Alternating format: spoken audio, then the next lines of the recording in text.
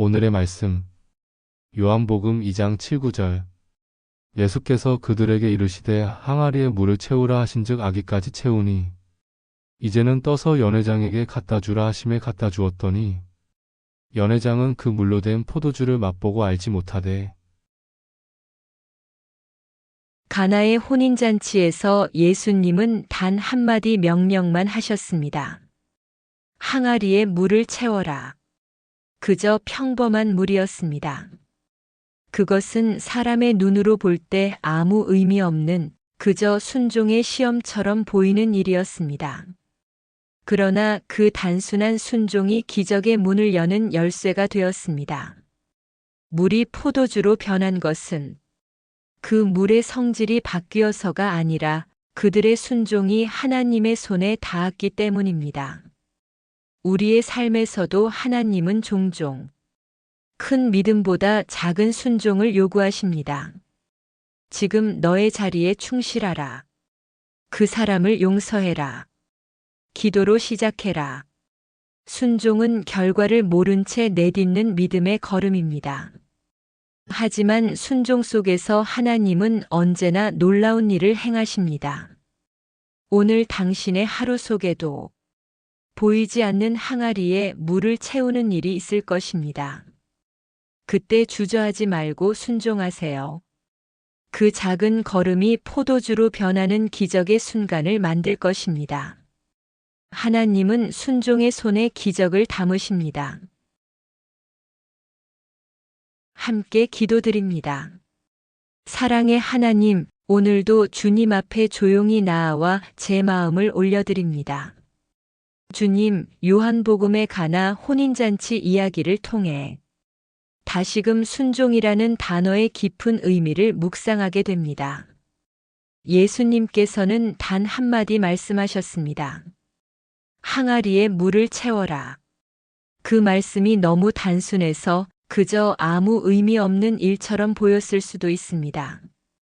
그러나 그 단순한 순종의 행동이 물이 포도주로 변하는 놀라운 기적의 시작이 되었습니다. 주님, 저도 이 말씀 앞에 제 마음을 비춰봅니다. 저 역시 삶 속에서 많은 기적을 바라고 하나님의 특별한 응답을 기다리면서도 정작 물을 채우는 일에는 게을렀던 것 같습니다. 눈에 띄는 결과만 원했지 그 결과를 향한 순종의 걸음은 자주 미뤄두었습니다. 하지만 주님, 오늘 이 말씀을 통해 깨닫습니다.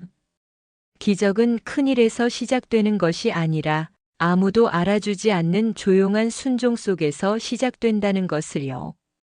주님, 제게 순종의 마음을 허락하소서. 결과를 다 알지 못해도 주님의 말씀이라면 한 걸음 내딛게 하소서. 이게 무슨 의미가 있을까? 하는 의심 대신 주님이 말씀하셨으니 내가 하겠습니다라는 믿음으로 순종하는 마음을 심어주소서. 주님, 오늘 제 삶 속에서도 보이지 않는 항아리가 있습니다. 그 항아리는 반복되는 일상일 수도 있고 힘든 관계 속의 인내일 수도 있으며 아무 열매 없어 보이는 기도의 자리일 수도 있습니다. 하지만 주님, 그 자리에 물을 채우듯 끝까지 충성하며 나아가게 하소서. 그 작은 순종이 주님의 손에 닿을 때 평범한 물이 포도주로 변하듯 제 삶에도 변화와 은혜의 기적이 일어나게 하소서. 주님, 제가 순종을 결심할 때마다 사탄은 늘 의심을 속삭입니다. 그게 무슨 소용이 있니? 넌 이미 너무 늦었어. 하지만 그때마다 주님의 음성을 더 크게 듣게 하소서. 그저 항아리에 물을 채워라. 결과는 내가 만든다. 이 주님의 약속을 붙잡게 하소서. 주님, 우리의 순종은 완벽하지 않지만 그 순종의 마음을 기쁘게 받으시는 분이 주님이심을 믿습니다. 주님께서 제 인생의 연회장이 되어주시고 제가 드린 작고 평범한 물을 당신의 손으로 향기로운 포도주로 바꾸어 주소서. 주님, 오늘도 제 안에 순종의 믿음을 심어 주소서. 말씀 앞에 머뭇거리지 않게 하시고 내가 이해할 수 없어도 순종할 수 있는 담대함을 주옵소서. 그리하여 제 삶이 기적의 통로가 되고 주님의 영광을 드러내는 그릇이 되게 하소서. 예수님의 이름으로 기도드립니다. 아멘.